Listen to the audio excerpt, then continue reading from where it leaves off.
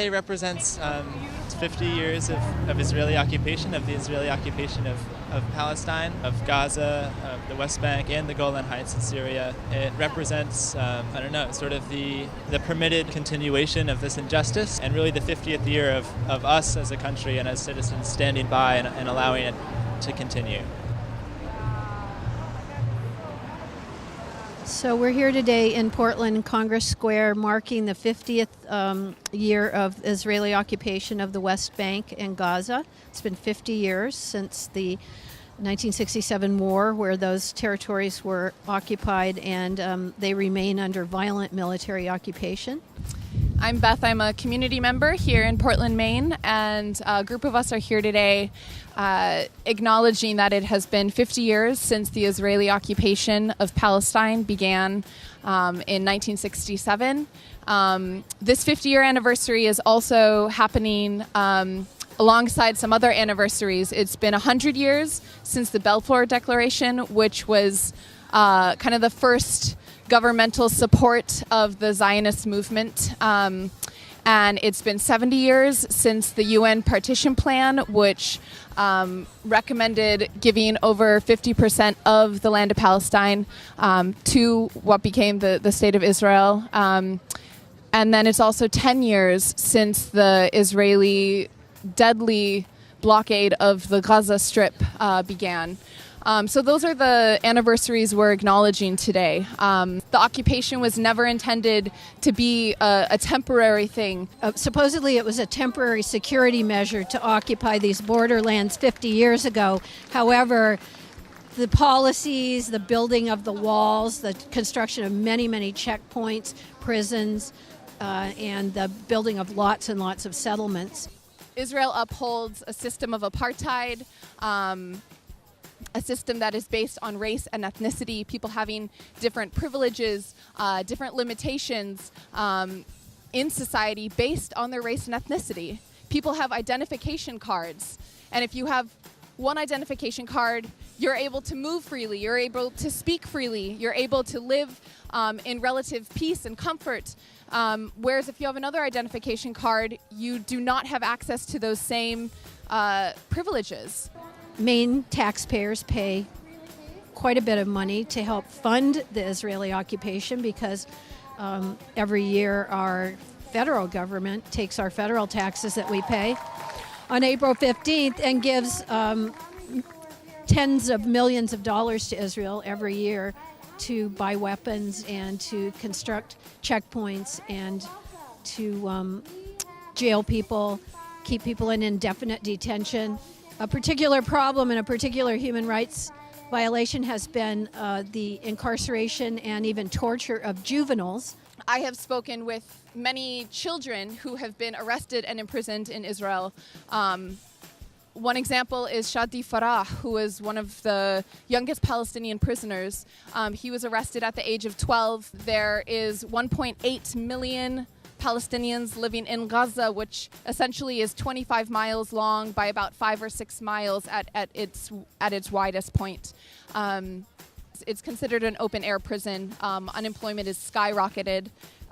There's very limited clean drinking water. Since the blockade of Gaza started 10 years ago, there have been 3 wars essentially waged on Gaza. Thousands of Palestinians have been killed. In the last one that happened, 2,100 Palestinians were killed, and around 500 of those were children. Some of the things that we have here are settlement houses that represent the fact that Israel's been building settlements rapidly on those occupied lands.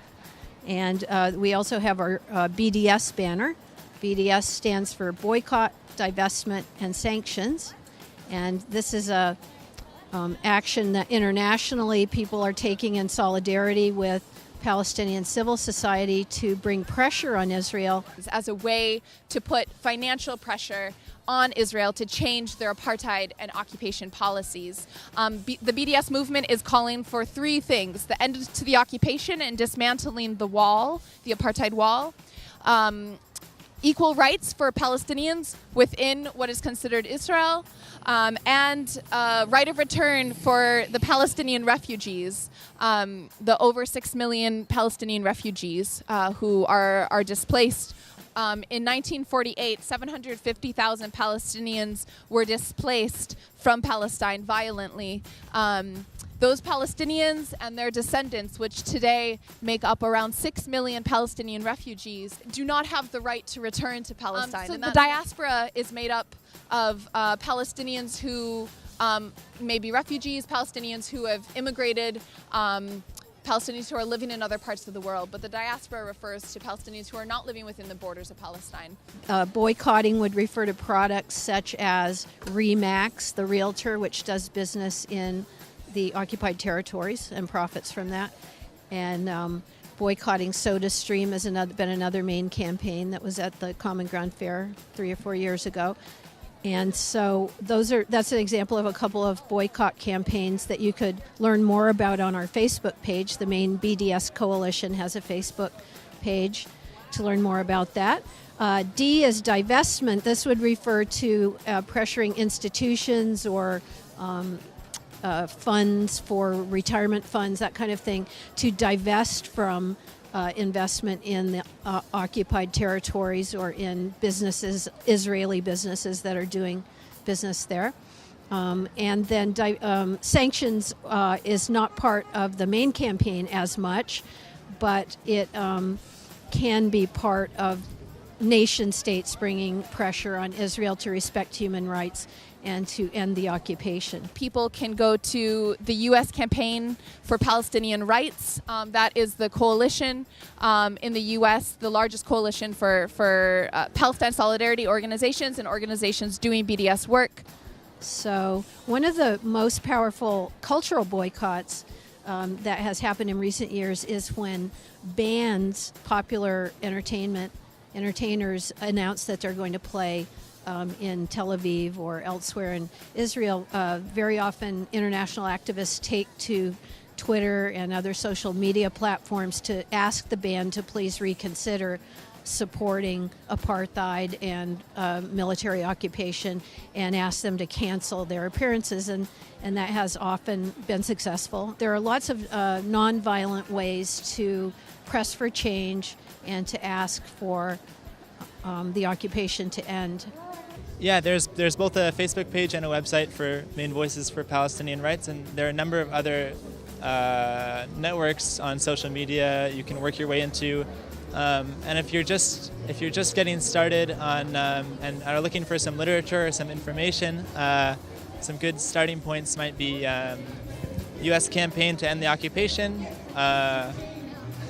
BDS.org, If Americans Knew, Jewish Voice for Peace. These are all really great resources, and they're super accessible to anybody, regardless of experience or prior knowledge. So, in the past, we've held lots of great rallies at Monument Square, marches, and vigils and things like that. So yeah, just look for us out on the street, I guess. But the future of Palestine is also strong and beautiful and wonderful, and there are people doing amazing work across the West Bank and Gaza and Jerusalem and within the borders of what is considered Israel today, as well as the diaspora, Palestinians that are living outside of the borders across the world